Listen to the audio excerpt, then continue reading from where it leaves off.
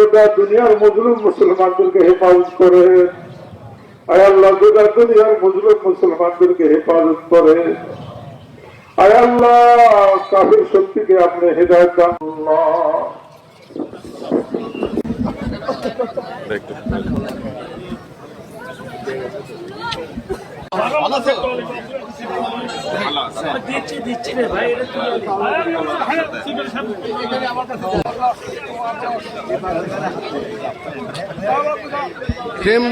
মোবারক ঈদ উল ফিতরের সবাই আনন্দ নিজেদের পরিবারের সঙ্গে ভাগাভাগি করে নেবেন এবং আত্মীয় স্বজন এবং গরিব মানুষ যারা আছে সবার সাথে ভাগাভাগি করে নেবেন।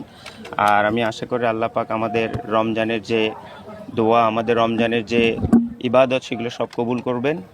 আর যেটা বললেন, ইনশাল্লাহ আল্লাহর অশেষ রহমত এবং আপনাদের দোয়াতে আমি আসলে জেদ্দাতে যখন আটকা পড়েছিলাম আসলে খুবই টেনশনে ছিলাম। আল্লাহর অশেষ মেহেরবানিতে আমি সেটা আসতে পেরেছি।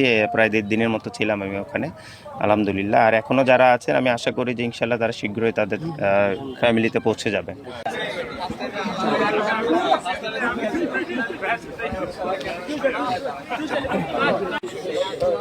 Thank you, thank you.